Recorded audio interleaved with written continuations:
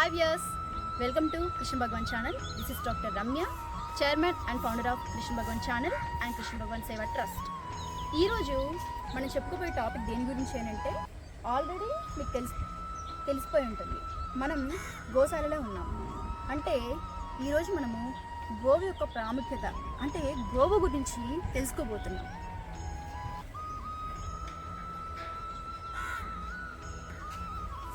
భారతీయులు జనరల్గా గోవుని గోమాత అని పిలుస్తారు.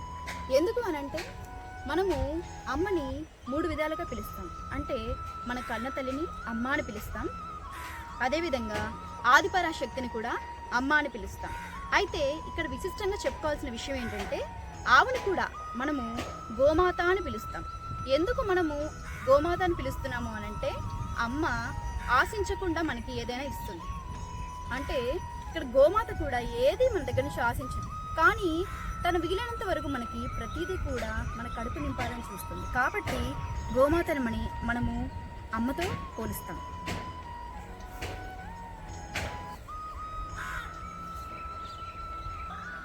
అసలు ఎందుకండి వాటిని మనం వధిస్తున్నాము చెప్పండి? అవి మనకి ఏం హాని చేస్తున్నాయి? ఇంకా వీలైనంత వరకు మనకి మేలే చేస్తున్నాయి కానీ కీడు చేయట్లేదు. అలాంటప్పుడు ఎందుకు వాటిని వధిస్తున్నారు? గోవు మనకి పాలు, పెరుగు, నెయ్యి, అదేవిధంగా మూత్రం, పేడ ఇవన్నీ ఇస్తుంది. అంటే ఇందులో మనం పాలు, పెరుగు, నెయ్యి ఇవన్నీ కూడా ఆహార పదార్థాలుగా మనం తీసుకున్నప్పటికీ కూడా మెడికల్ పరంగా ఈ పేడ, మూత్రం అనేవి మనం యూజ్ చేసుకుంటున్నాం. అంటే ప్రతి ఒక్క దానిని కూడా మనము బిజినెస్లో వాడుకుంటున్నాం. ఇటువంటప్పుడు మనము గోవులను వధించడం ఎంతవరకు కరెక్ట్ మీరే చెప్పండి. మీకు ఒక విషయం చెప్పాలి, అదేంటంటే ఆవు తన జీవిత కాలంలో 4 లక్షల మందికి ఒక పూట భోజనాన్ని ఇస్తుందంట. తెలుసా? అసలు ఎంత ఆశ్చర్యం కదండి.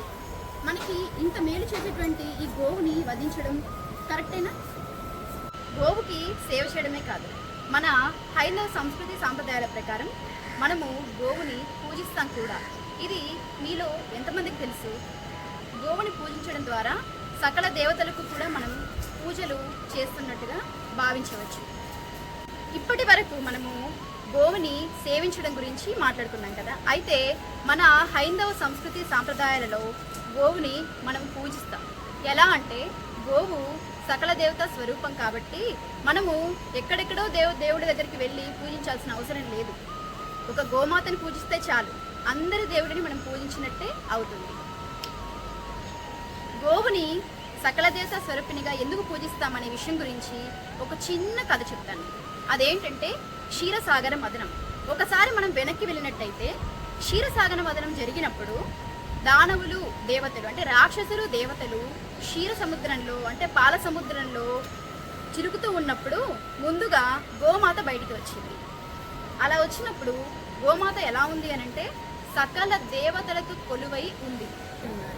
అంటే గోమాత యొక్క పాదాలలో నృణకృతులు దేవతలు ఉన్నారు, ఇంకా గొలుసులో తులసి దళాలు ఉన్నాయి, అదేవిధంగా కాళ్ళల్లో సమస్త పర్వతాలు ఉంటాయి, నోట్లో లోకేశ్వరం ఉంది, అదేవిధంగా నాలుకలో 4 వేదాలు ఉన్నాయి, పళ్ళలో గణపతి నివాసం ఉన్నారు, ముక్కులో పరమశివుడు ఉన్నాడు, ముఖం మొత్తం కూడా జ్యేష్ఠాదేవి ఆవరించి ఉంటుంది, కళ్ళల్లో ఇరువైపులా కూడా సూర్యచంద్రుడు నివాసం ఉన్నారు, చెవులలో శంఖ చక్రాలు ఉన్నాయి, కొమ్ములు ఒకవైపు యముడు ఒకవైపు ఇంద్రులు ఉన్నారు, అదేవిధంగా కంఠంలో ఆ శ్రీ మహావిష్ణువు కొలువై ఉన్నాడు, భుజము సరస్వతీదేవి, రొమ్మున నవగ్రహాలు ఉన్నాయి, మూపురమున బ్రహ్మదేవుడు కొలువై ఉన్నాడు.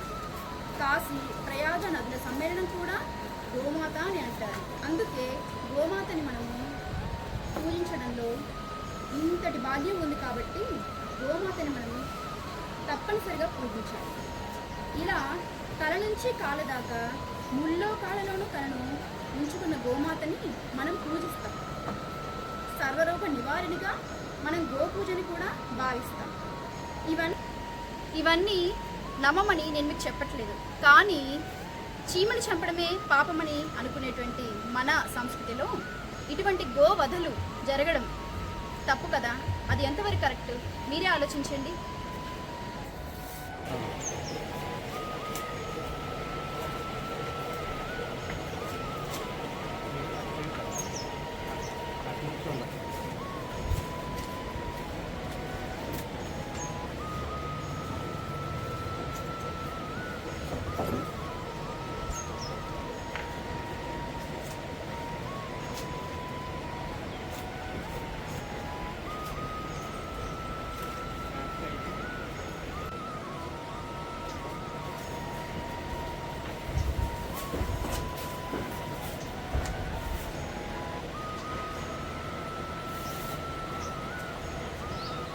కూడా అనుకోవచ్చు.